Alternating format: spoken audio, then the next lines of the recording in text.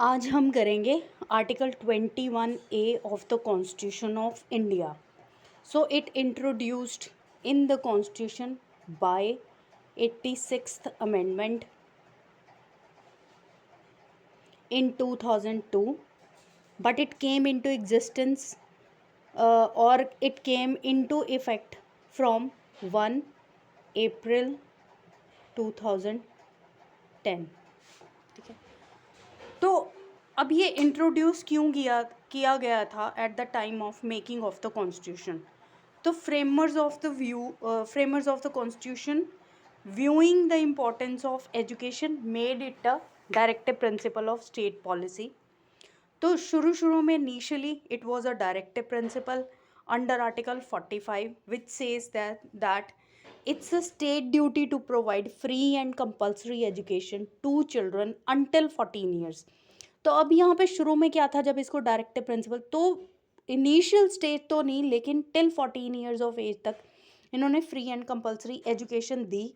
लेकिन ये जो टारगेट था ये within 10 years of the constitution था कि 10 साल तक.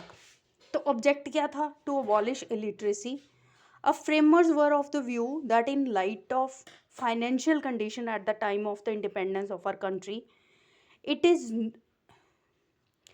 they did not make it a fundamental right but a DPSP.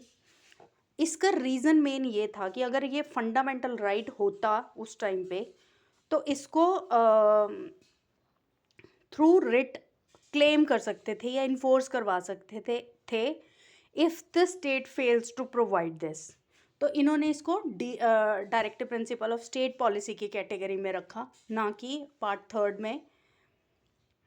बाद में एक केस आया Mohini Jain versus state of Karnataka 1992 का केस था, जिसमें उसके फैक्ट्स थे. जो मोहिनी जैन थी उसने एडमिशन लेनी थी एक मेडिकल प्राइवेट कॉलेज में, लेकिन due to high capitation fees उसको एडमिशन डिनाई हुई. तो कोर्ट ने इसको क्या बोला? Held that right to education is a fundamental right under article 21. But court did not mention up to what age right to education guaranteed by the constitution. अब इस case में ये फ्लॉ था कि इन्होंने ना एज नहीं मेंशन की, कि फंडामेंटल राइट तो बोल दिया कि ये है, लेकिन इन्होंने, और वो भी अंडर आर्टिकल 21 में बोला, लेकिन इन्होंने कोई एज मेंशन नहीं की.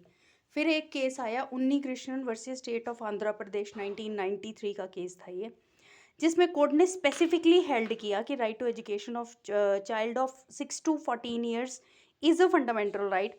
Court did not agree with Mohini Jain and overrule it on this point. In regard to after 14 years court ने ये हेल्ड किया it depends on the state capacity whether they are capable of providing the free and compulsory education to the children beyond the age of 14 years. If they are, then they can provide it. Otherwise, they did not make it compulsory for the state to provide free and education to the children beyond the age of 14 years, but they made it an obligatory fact that free and compulsory education will be provided to 6 to 14 years of. तो यहाँ पे इन्होंने इस case में इन्होंने court ने mention किया age factor. अब आर्टिकल 21A है जो ये by 86th amendment in 2002 act के थ्रू एग्जिस्टेंस में आया इन आवर कॉन्स्टिट्यूशन. अब इसका ऑब्जेक्ट क्या था? Article 21A makes it obligatory to enact a central legislation to give effect to the constitutional amendment. Constitution amendment हमारी 86th अमेंडमेंट की कि आर्टिकल 21 ने ऑब्लिगेट किया कि सेंट्रल लेजिस्लेशन बनाई जाए इसके ऊपर to give effect to the amendment of the to give effect to the 86th amendment of the constitution.